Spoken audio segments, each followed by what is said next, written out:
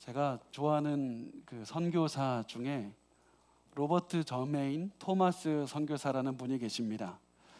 이 선교사님은 다른 선교사님들과는 또 다른 저에게 가슴에 울림을 주시는 분인데, 이분께서는 그 아내와 함께 처음에는 중국에 선교를 하러 왔다가 중국에서 아내를 잃고 나중에는 조선이라는 땅에 복음을 전하러 오신 분입니다.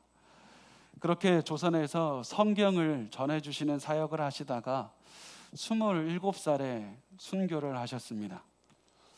제가 이분의 이야기를 들을 때마다 가슴이 먹먹해지는 이유가 바로 여기에 있습니다. 단 30살도 안 되는 젊은 청년이 얼굴도 이름도 모르는 우리나라에 와서 그렇게 복음을 전해주러 왔다가 순교했고, 그리고 그 청년의 죽음이 있었기 때문에 제가 이 말씀을 또 묵상할 수 있고 이 말씀을 전할 수 있고 또 우리가 예배를 드릴 수 있다는 그런 생각이 들어서 말씀을 전하다가 또 한참을 또 울었습니다. 그 청년, 그 젊은 청년이 이름도 얼굴도 모르는 저와 여러분을 위해서 죽은 겁니다. 그렇게 해서 그 청년은 자신에게 맡겨준 그 사명의 길을 끝까지 달려갔습니다. 어느 날 이 청년을 생각하는데 이런 생각이 제 머리에 들었습니다. 나중에 내가 천국에 갔을 때 토마스 선교사가 나오고 만나게 돼서 그 사람이 나한테 이런 질문을 하면 어떻게 될까? 저는 조선이라는 땅에 복음을 전하기 위해서 내 생명을 바쳤고 내 전부를 바쳤습니다. 당신은 어떻게 살았습니까? 이렇게 질문을 듣는다면 저는 나는 최선을 다하지 못했습니다. 이렇게 대답할 수는 없지 않습니까? 나는 어떻게 살았는지, 내가 당신이 나에게 생명을 다해서 준 그 복음을 나도 최선을 다해서 간직했고 그 복음을 가지고 살려고 최선을 다해서 살았습니다. 나 그렇게 인생을 살았습니다. 그렇게 부끄럽지 않은 그런 말을 하고 싶다는 생각이 많이 들었습니다. 우리도 그런 마음을 가졌으면 좋겠습니다. 우리에게 이 성경이 한 권이 들려지기 위해서 수많은 사람들의 기도가 있었고 수많은 사람들의 땀과 피가 있었습니다. 그 사람들을 나중에 천국에서 만났을 때 당신들의 그 피와 땀과 생명이 낭비되지 않도록 나 최선을 다해서 이렇게 살았다고, 그렇고 이게 내가 천국에 왔다고 그렇게 고백할 수 있는 우리가 되었으면 좋겠습니다. 그런데 우리가 이렇게 살면 참 좋은데 많은 분이 그렇게 살지 못합니다. 우리도 처음에는 최선을 다해서 하나님을 믿습니다. 하나님을 믿었을 때 그 감격과 기쁨이 있습니다. 그래서 최선을 다해서 살면서 하나님을 찬양하고 열심을 다해서 예배를 드리고 열심을 다해서 살아갑니다. 그런데 아무리 열심히 해도 내 삶이 변하지 않는 것 같습니다. 내가 아무리 열심히 해도 내가 이게 무슨 소용이 있을까? 내 삶에 변하는 게 없는 것 같습니다. 그렇게 느끼면 시간이 질수록, 어려움이 길어질수록 우리도 지치게 됩니다.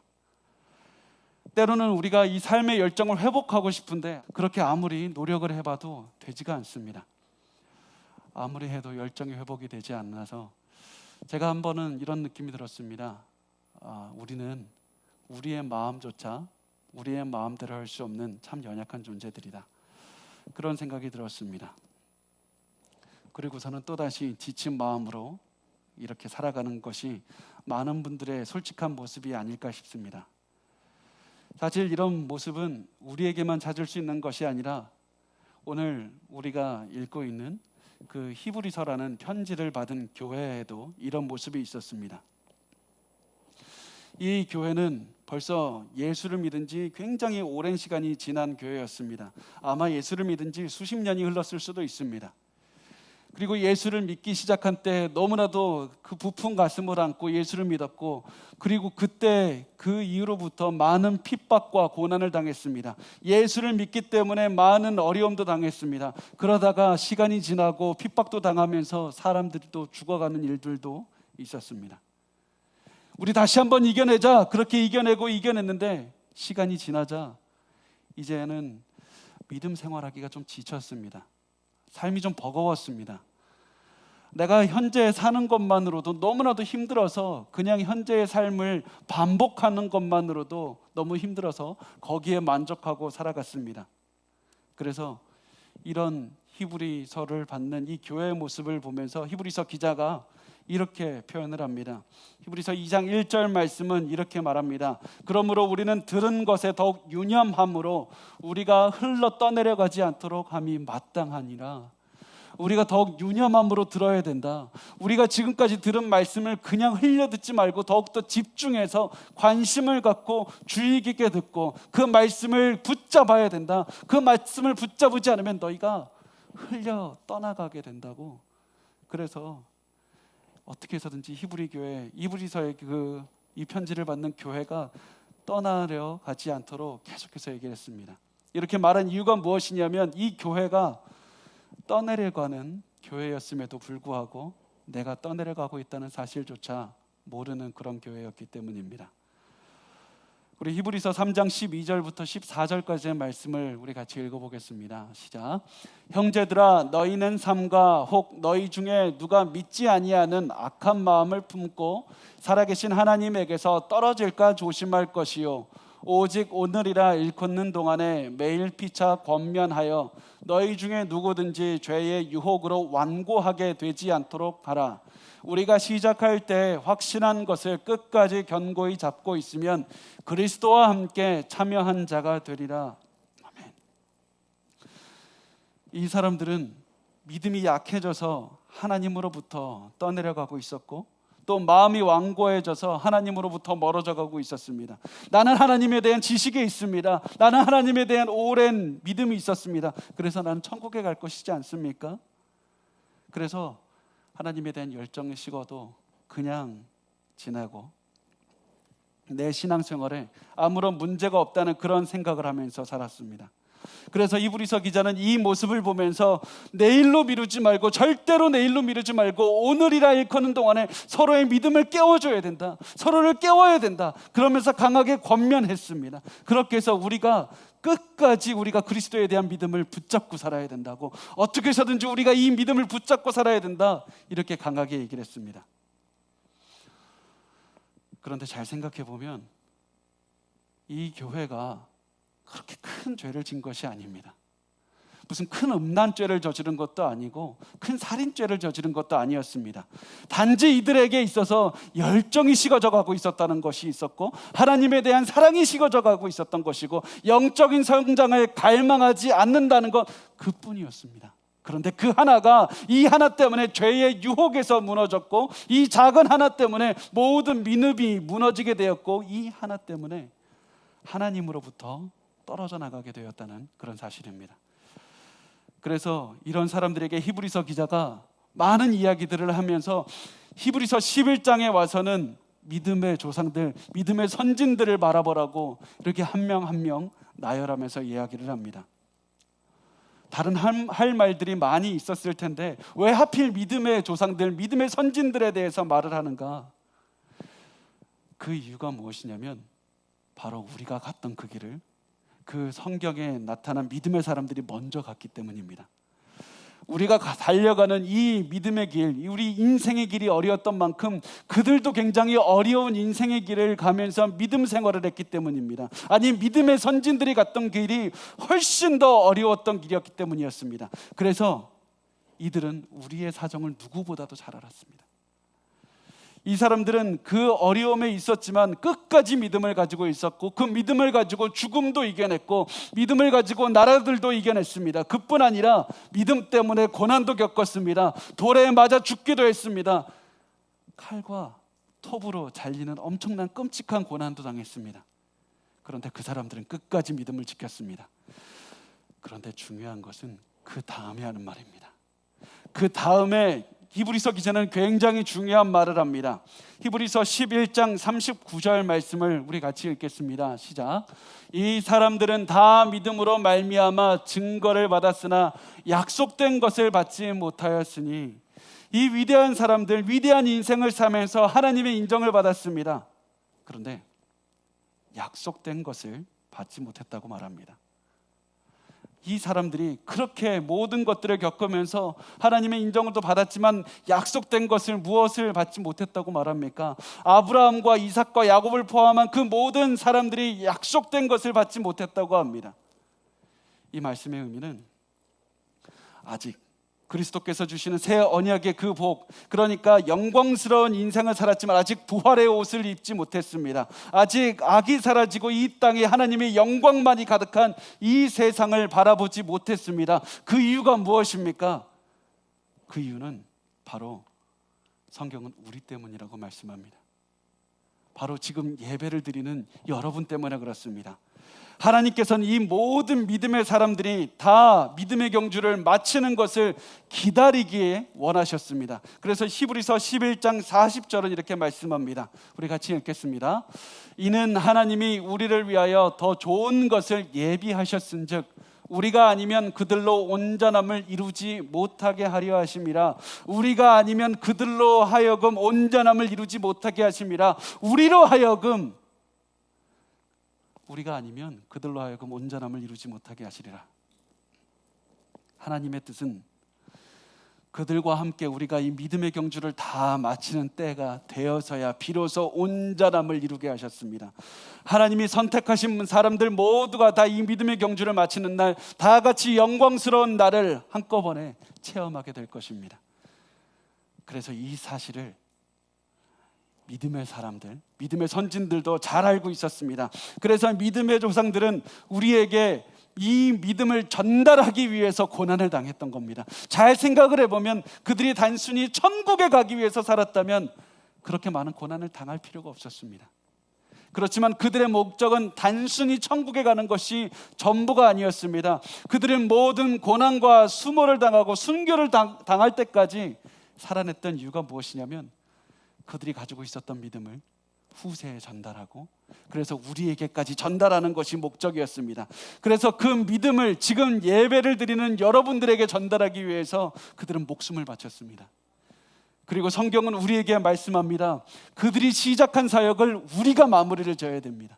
그들이 우리에게 준 바통을 이어받아서 우리도 그 달리기를 완주해야 된다고 말씀을 합니다. 그래서 이 믿음의 사람들은 우리에게 바통을 주고 자신의 인생의 달리기를 다 마친 다음에 우리가 어떻게 달리고 있는지를 지금도 보고 있습니다. 그들은 이미 이 달리기 경주를 다 마치고 청중석에서 우리를 바라보면서 이 경주를 잘 끝내십시오, 우리가 달려간 그 길을 여러분도 잘 달려가십시오, 우리를 응원하고 있습니다. 그래서 히브리서는 이 장면을 이렇게 그리고 있습니다. 히브리서 12장 1절 말씀을 같이 읽겠습니다. 시작. 이러므로 우리에게 구름같이 둘러싼 허다한 증인들이 있으니 모든 무거운 것과 얽매이기 쉬운 죄를 벗어버리고 인내로써 우리 앞에 당한 경주를 하며. 이 말씀은 우리에게 둘러싼 허다한 증인들이 있다는 것은 히브리서 11장에 언급된 사람들이고, 이 히브리서 11장에 언급된 믿음의 사람들은 대표성을 갖는 우리 모든 하나님께 구원받은 사람들을 말하고 있습니다. 아벨, 에녹, 노아, 아브라함, 사라, 요셉을 포함한 모든 믿음의 사람들이 우리를 둘러싸고 우리가 지금 달리게 하는 모습을 바라보고 있습니다. 우리에게 잘 달리라고, 끝까지 달리라고, 절대로 중간에 물러서지 말고 아무리 힘들어도 그 달리기를 멈추지 말고 끝까지 달려가야 된다고 우리도 그 마음을 잘 알고 있습니다. 끝까지 달려가십시오. 끝까지 달려가십시오. 응원하고 있습니다. 여러분, 히브리서 기자가 단순히 그냥 잘 하나님 믿으십시오 이렇게 하면 되는데 왜 일부러 달리기 경주를 예를 들어서 설명하고 있습니까? 그 이유는 단순히 지금 달리기 경주를 이야기하는 것이 아니라, 단순히 그냥 잘 믿으라는 그 얘기만 전달하는 것이 아니라 또 하나의 달리기 경주를 통해서 또 하나의 메시지를 전달하고 있기 때문입니다. 그리고 그것은 운동 경기의 목적을 보면 알 수가 있습니다. 고대 로마에서 운동 경기를 하는 것은 단순히 내가 경쟁을 해서 이기는 것 그 이상이었습니다. 내가 믿는 신을 섬기고 높이는 그런 종교적인 행위가 바로 운동 경기였습니다. 그래서 이 로마 사람들은 이 운동 경기를 통해서 자신이 섬기는 신, 바로 성경에서는 가이사르라고 번역을 하고 시저라고도 말하는 그 신이라고 믿는 그 신을 위해서 이 사람들이 운동 경기를 했던 것이었습니다. 사람들이 경기장에서 말을 타고 전차를 타고 발로 달리기를 하면서 그래서 이렇게 외치고 있던 겁니다. 시저가 신이다, 시저가 하나님의 아들이다, 이렇게 외치고 있었던 것이었습니다. 그래서 내가 믿는 시저가 내 운동 경기를 통해서 이렇게 위대한 신이라고, 그래서 나의 모습을 통해서 시저의 영광을 보라, 이런 마음으로 운동 경기를 했습니다. 그리고 그 모습을 보는 청중들도 단순히 운동 경기만 보고 열광했던 것이 아니라 다 같이 운동 경기를 통해서 시저가 얼마나 위대한 신이라는 사실을 열광하면서 노래했던 것이었습니다. 그리고 이 사람들이 모여있던 장소는 결코 작지 않았습니다. 지금까지 남아있는 한 경기장을 보면 3, 4만 명이 좋게 들어갈 수 있는 그런 경기장이 있고, 그 경기장의 청중석의 한 가운데를 보면 시저가 앉을 수 있는 그런 자리가 있고, 그 주변에는 시저를 섬기는 아마 사제들로 그리고 많은 신하들로 이렇게 앉아서 시저의 영광을 보여줬을 것이라고 이렇게 생각을 할 수가 있는 그런 장소가 있습니다. 이 수많은 사람들이 모여서 시저를 환호했고, 그 시저가 사람들 사이에서 내가 왕이다, 내가 우주를 다스리는 내가 왕이다, 이렇게 말을 하고 있던 겁니다. 그런데 그 장소에서 신약에 썼던 기자들은 시저가 왕이 아니다, 이렇게 고백했습니다. 바울은 특히 이렇게 얘기를 합니다. 나는 시저가 아니라 예수 그리스도를 위해 달린다. 나는 예수를 위해서 달린다. 그래서 예수 그리스도가 나의 달리감을 통해서 주님이고 신이라고 난 선포한다, 이렇게 말을 했던 겁니다. 우리 고린도전서 9장 24절부터 25절까지 말씀을 같이 읽겠습니다. 시작. 운동장에서 다름질하는 자들이 다 달릴지라도 오직 상을 받는 사람은 한 사람인 줄을 너희가 알지 못하느냐? 너희도 상을 받도록 이와 같이 다름질하라. 이기기를 다투는 자마다 모든 일에 절제하나니 그들은 썩을 승리자의 관을 얻고자 하되 우리는 썩지 아니할 것을 얻고자 하노라. 바울은 이렇게 얘기합니다. 나는 예수 그리스도를 위해 달린다. 그리고 내 달리기를 통해서 그리스도께서 왕이라는 사실을 증명할 것이다.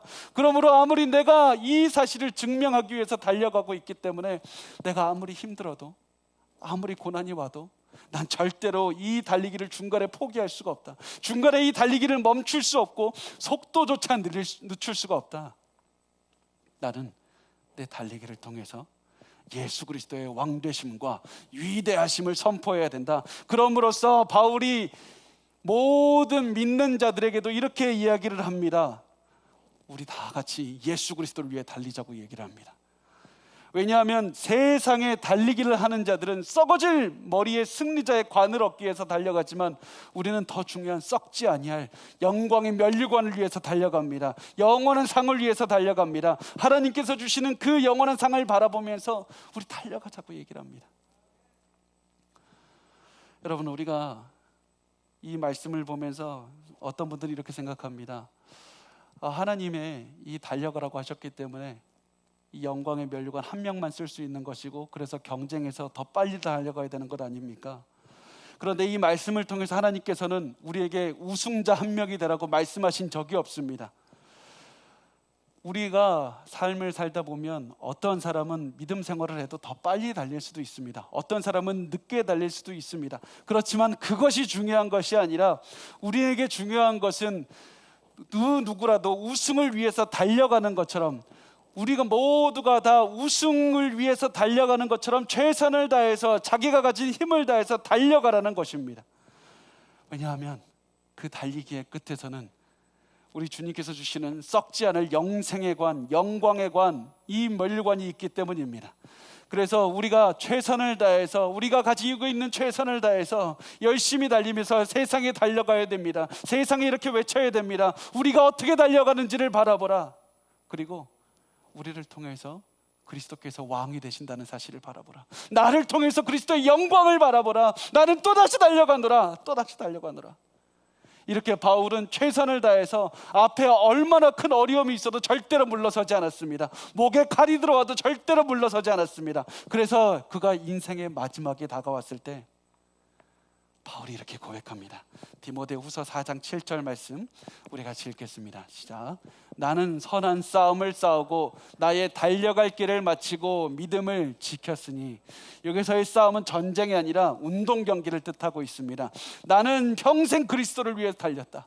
아무리 싸움이 어려웠다 하더라도 나는 절대로 멈추지 않았다. 그리고 나는 내 달리기를 통해서 그리스도가 주님이라는 사실을 나는 평생 선포했다. 그래서 바울은 나의 달려갈 길을 마치고 믿음을 지켰다. 이 말씀을 통해서 나는 인생 끝까지 그리스도의 영광만을 드러내면서 달렸다. 나는 내 인생을 통해서 그리스도의 그 왕권 되심을 선포했다. 이렇게 말하면서 달렸다고 얘기를 하는 겁니다. 그리고 오늘 우리 앞에 있는 히브리서 기자는 이렇게 말합니다. 히브리서 12장 1절 말씀을 같이 읽겠습니다. 시작. 이러므로 우리에게 구름같이 둘러싼 허다한 증인들이 있으니 모든 무거운 것과 얽매이기 쉬운 죄를 벗어버리고 인내로서 우리 앞에 당한 경주를 하며. 지금까지 믿음의 달리기 경주를 한 사람들이 다 모여 있습니다. 지금까지 성경에 등장한 모든 믿음의 사람들이 나와서 경기장에 앉아서 우리가 달리는 모습을 보고 있습니다. 아마 그 속에서 아벨이 우리에게 이렇게 외치고 있을 겁니다. 나도 하나님에 대한 믿음 때문에 가족에게서 미움을 당해봤습니다.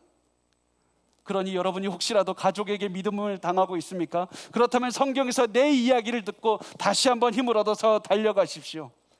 저 멀리에선 아브라함과 사라가 우리를 보면서 이렇게 얘기할 겁니다. 우리도 나이가 들어서까지 오랫동안 기다려서 힘이 들었을 때도 있었습니다. 그렇지만 우리가 그렇게 오랫동안 하나님을 기다렸을 때 하나님의 능력을 그때 비로소 체험했습니다. 그러니 시간이 오래 걸리는 것 같아도, 나이가 많이 드는 것 같을지라도 절대로 거기서 포기하지 않고 끝까지 달려가십시오. 이렇게 얘기를 합니다. 또 저기에선 다윗이 얘기를 할 겁니다. 나는 음란한 그 죄 때문에 나는 크게 죄를 짓는 그런 일이 있었습니다. 그래서 나는 사람들이 음란한 그 죄를 짓는 그 마음을 잘 알고 있습니다. 그렇지만 그런 마음이 있을 때 절대로 무너지지 말고 나의 잘못을 보고 내 실수를 반복하지 말고 끝까지 달려가십시오. 베드로도 우리를 향해서 얘기하고 있지 않겠습니까? 나도 예수를 부인한 적이 있는 그런 큰 죄도 저질렀습니다. 그렇지만 나 같은 사람도 예수의 용서를 받았고 나 같은 사람도 하나님께서 사용하셨습니다. 우리가 절대로 멈추지 말고 주눅들지 말고 끝까지 나의 잘못을 반복하지 말고 살아가십시오. 끝까지 달려가십시오. 지금 모든 믿음의 사람들이 성경을 통해서 자신의 이야기를 보고 이 믿음의 달리기를 끝까지 달려가라고, 끝까지 포기하지 말고 절대로 느려지지 말고 아무리 고난이 커도 절대로 무너지지 말고 이 길을 끝까지 달려가라고 말을 하고 있습니다. 여러분, 절대로 멈추지 마십시오. 절대로 이 달리기를 멈추지 마십시오. 이 성경에 있는 모든 사람들이 쓰여진 이유가 무엇인지 아십니까? 이 모든 사람들이 다 우리가 가는 그 믿음의 여정을 다 한번 겪었던 사람들이고, 그래서 성경은 이들의 이야기를 보면서 우리의 이야기를 이 속에서 찾고 다시 한번 달려갈 힘을 얻으라고 말씀을 하고 있는 것입니다. 이제 성경은 이렇게 말하고 경주를 어떻게 해야 되는지를 보여줍니다. 가장 먼저 이렇게 얘기를 합니다. 성경은 모든 무거운 것과 얽매이기 쉬운 죄를 벗어버리고 인내로서 경주를 하라고 말씀을 합니다. 얽매이기 쉬운 죄라는 것은 우리의 움직임을 방해하는 것입니다. 그래서 우리가 죄를 지면 우리의 움직임을 방해하기 때문에 그 죄를 벗어버리라 이렇게 얘기를 합니다. 그런데 우리가 선뜻 보면 이해가 안 되는 말씀이 있습니다. 뭐냐면 죄를 짓지 않는 것은 알겠는데 모든 무거운 것도 벗어버리라고 말을 합니다. 죄를 피할 뿐만 아니라 모든 무거운 것까지 함께 벗어야 한다고 말씀합니다. 단순히 우리의 움직임을 방해하는 죄를 짓지 않을 뿐만 아니라 무거운 것도 함께 벗으라고 합니다. 왜 그럽니까? 1세기 그 운동선수들은 경기장에 입장할 때는 굉장히 화려한 옷을 입었다고 합니다. 그래서 화려한 옷을 입어서 그 옷으로 자신의 그 영광과 자신의 능력과 자신의 위용을 한껏 과시했습니다. 그런데 그 경기가 시작이 될 때는 그 옷을 다 벗었다고 합니다. 거의 나체가 된 상태로 달렸습니다. 왜냐하면 옷이 달리기에 방해가 됐기 때문입니다. 최고의 성적을 내는데 방해가 되는 것은 무엇이든지 다 벗어버렸습니다. 이와 마찬가지로 히브리서 기자는 우리에게 그리스도를 위해 달려가는데 방해가 되는 것이 있습니까? 다 벗어버리십시오. 모든 무거운 것을 벗어버리십시오. 달리기를 완주하는데 필요한 모든 것들을 반드시 모든 것을 지키면서 살아갈 뿐만 아니라 모든 규칙만 지키는 것에서 그치는 것이 아니라 달리기하는데 방해가 되는 것이 있으면 없애라고 말합니다. 제가 굉장히 존경하는 존 파이퍼 목사님은 이 말씀을 두고 이렇게 얘기를 합니다. 단순히 이것이 죄인지 아닌지 묻지 마십시오.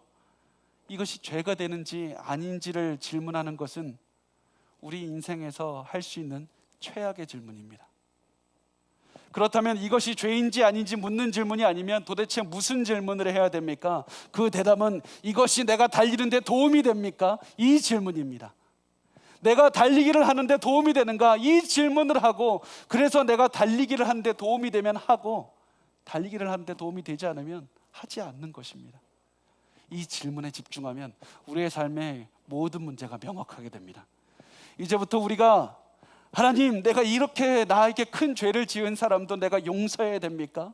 그것이 죄가 됩니까? 아닙니까?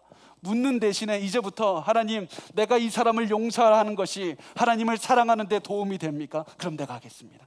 하나님, 내가 이런 상황에서 포기하는 것이 죄가 됩니까? 아닙니까?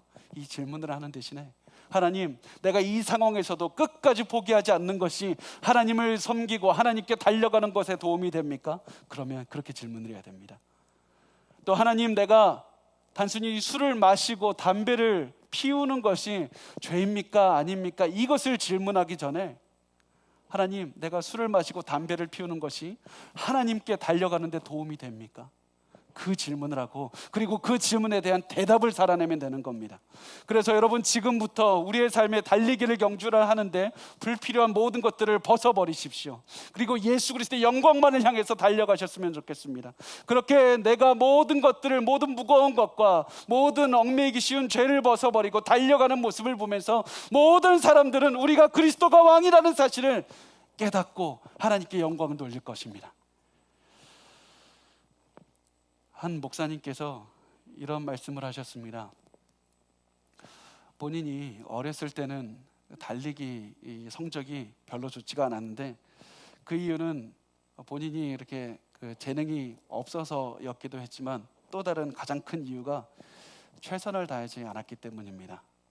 나는 항상 힘을 남겨두었고, 그리고 그 경주가 끝나면 항상 나는 어느 정도 힘이 있었습니다. 나는 중간에 포기했습니다.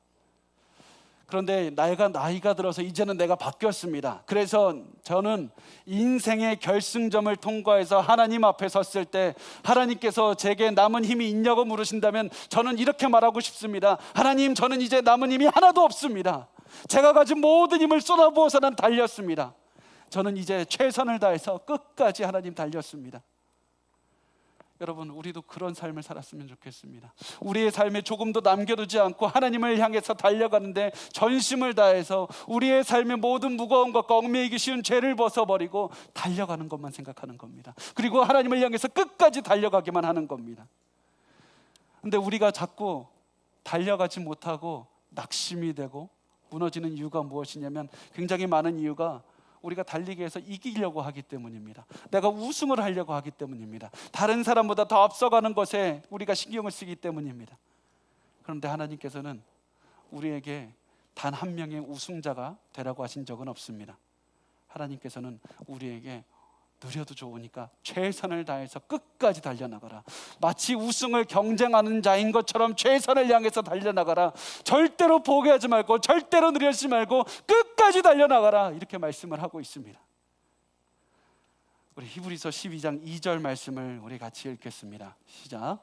믿음의 주여 또 온전하게 하시는 이인 예수를 바라보자. 그는 그 앞에 있는 기쁨을 위하여 십자가를 참으사 부끄러움을 개의치 아니하시더니 하나님 보좌 우편에 앉으셨느니라.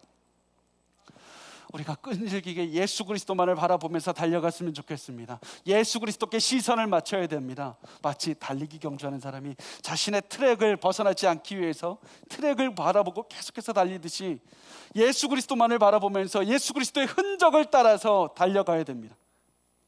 왜 그렇습니까? 왜 이렇게 얘기를 합니까?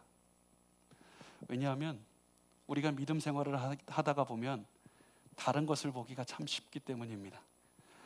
인생의 달리기, 믿음의 달리기를 하다 보면 몸이 아파옵니다. 낙심이 될 때도 있습니다. 가족이 떠나갈 때도 있습니다. 또 마음도 이제 좀 지쳐서 좀 포기하고 싶은 그런 생각이 들 때도 있습니다. 온갖 고난이 몰려들 때가 있습니다. 그럴 때 사탄은 여러분의 귀에 속삭일 겁니다. 이렇게 산다고 해서 뭐가 바뀌냐고. 이렇게 열심히 해봤지만 뭐가 바뀌어? 너가 할 수 있는 것이 무엇이 있나? 이제 그만 달려라. 그만 달리고 포기하라고 얘기를 합니다. 그때 우리가 마귀의 말을 듣고 우리의 환경을 보면 절망할 수밖에 없습니다. 우리의 몸을 보면 절망할 수밖에 없습니다. 우리의 마음을 보면 절망할 수밖에 없습니다. 왜냐하면 우리의 환경에 희망이 없기 때문입니다. 우리의 환경에, 우리의 몸에, 우리의 가지고 있는 것에는 희망이 없기 때문입니다. 그래서 우리의 환경이 절망으로 가득할 것이기 때문에 우리의 환경에 소망을 두지 말고, 히브리서 기자는 이렇게 얘기를 합니다. 예수를 바라보라, 예수를 바라보라. 그리고 여기서 말하는 예수를 바라보라는 말은 단순히 그냥 예수를 보라는 말이 아니라 너의 시선을 예수께 고정시켜야 된다. 다른 것이 아닌 예수를 바라봐야 된다고 말씀을 하고 있습니다. 마치 못으로 너의 시선을 이렇게 박아버리는 것처럼 예수께 시선을 고정시켜서 다른 것을 보지 않도록 하라. 믿음의 주여 온전하게 하시는 이인 예수를 바라보라. 그리고 여기서 말씀하는 믿음의 주여 온전하게 하시는 이인 예수라는 말씀은 예수께서 우리의 믿음의 시작점이 되시고, 예수께서 우리의 믿음을 만드시는 분이시고, 예수께서 우리의 믿음을 완성시켜 가시는 분이다. 그래서 우리는 예수 그리스도를 바라보고 예수 그리스도께서 달려가셨던 그 길을 따라서 걸어가야 된다. 끝까지 달려가라, 이렇게 말씀을 하고 있습니다. 마라톤 선수 출신이자 현재 스포츠 심리학자로 활동 중인 그 조앤 달캐터라는 분이 있습니다. 이분이 이렇게 말씀을 하는 것을 들었습니다. 본인도 마라톤을 해보면 마라톤의 마지막에 접어들게 되면 온몸이 아픕니다. 마치 죽을 것만 같이 너무나도 온몸이 아프게 되고 다 포기하고 싶어집니다. 이제 좀 그만하고 싶은 생각이 많이 들 때가 그때 온다고 합니다. 그런데 이 사람은 그렇게 얘기를 합니다. 바로 그때가 집중해야 될 때입니다. 바로 그때가 집중해야 될 때입니다. 바로 그때 집중을 하면서 무슨 생각을 해야 되냐면, 나는 앞으로 계속 가야 된다, 나는 계속해서 앞으로 가야 된다는 생각으로 집중하면서 어떠한 생각을 합니까? 멀리 있는 것을 생각하지 말고 바로 앞에 있는 것을 생각합니다. 한 걸음만 더 가자, 한 걸음만 더 가자, 한 걸음씩 한 걸음씩 집중하면서 계속 나아가다 보면 어느샌가 당신은 결승점을 통과할 겁니다. 여러분, 우리가 믿음 생활을 하다 보면 지치고 포기하고 싶은 달리기에 그런 상황이 오게 될 겁니다. 그때 여러분, 우리의 멀리 있는 것들을 바라보는 것이 아니라, 하나님 나는 끝까지 달려갈 겁니다, 바로 앞에 있는 하루를 살아나게 하소서, 하루를 살아나게 하소서. 매일매일 하루에 집중하면서 살아가다 보면 언젠가 우리가 하나님 앞에 서는 인생의 결승점을 통과하는 그날이 반드시 올 겁니다. 히브리서 기자도 이렇게 얘기를 합니다. 예수님도 십자가라는 엄청난 고난과 조롱을 이기셔야만 했습니다.